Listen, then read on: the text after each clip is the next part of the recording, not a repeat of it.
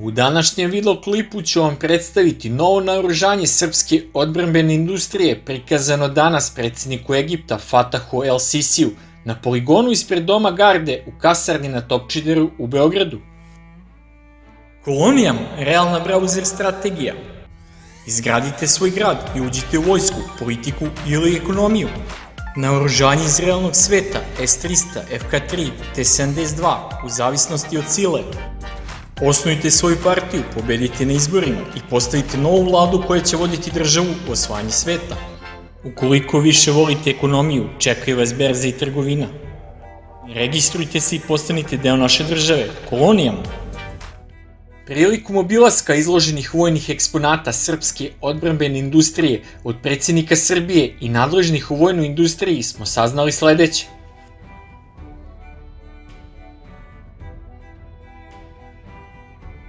Da će neupravljive rakete Jerina-2 u kalibru 262 mm za samohodni raketni sistem Tamnava biti testirane i završene do kraja godine, što znači da je baterija ovog raketnog sistema izvezena na Kipar bez ovih raketa, koje još nisu završene, kako sam i naveo u svom video radu o izvozu modularnog samohodnog raketnog sistema Tamnava na Kipar.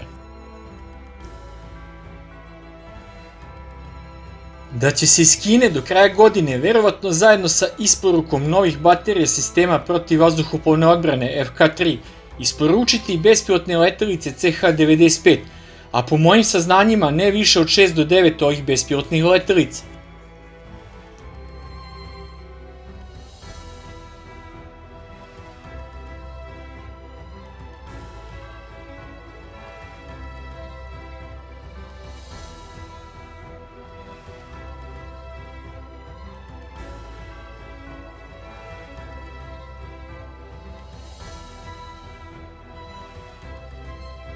Da se do kraja ove godine očekuje isporuka prve količine francuskih protivvazduhoplovnih raketa kratkog dometa Mistral u verziji 3+, i da je do danas u jedinice Vojske Srbije uvedeno 18 hibridnih sistema protivvazduhoplovne odbrane PASARS.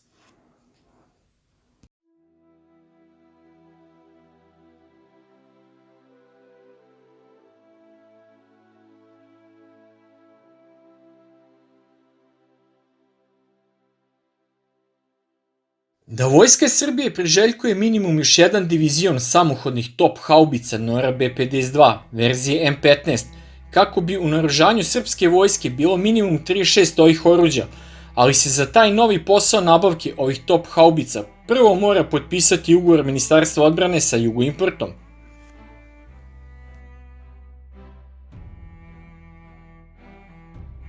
Predsjedniku Egipta Fatahu El Sisiju je zamenik ministra odbrane Miloradović nudio zajedničku proizvodnju borbenog vozila pešadije Lazanski, što znači da bez dodatnog ulaganja u razvoj ovog vozila od strane stranog investitora, Srbija neće skoro proizvesti ovo odlično borbeno vozilo pešadije na točkovima.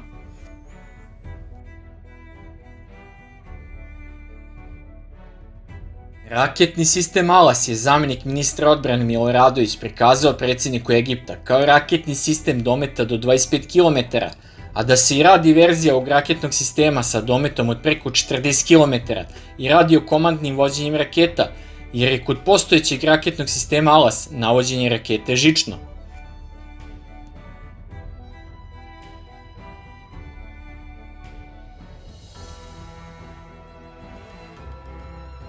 Egipatskom predsjedniku je ponuđeno i modernizovano borbeno vozilo pešadije Lazer 3 sa ruskom oružnom stanicom i topom kalibra 30 mm.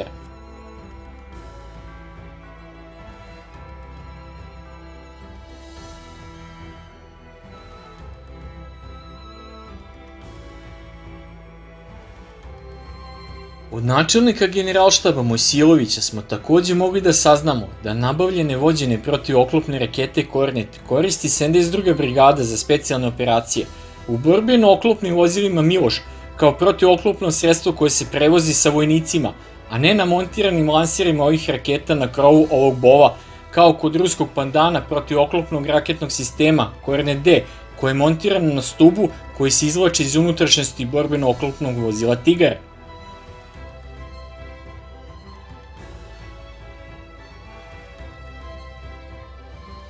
Da se modularna puška zastava M21 i dalje usavršava i da je prva količina ovih pušaka isporučena u jedinice Vojske Srbije na testiranje.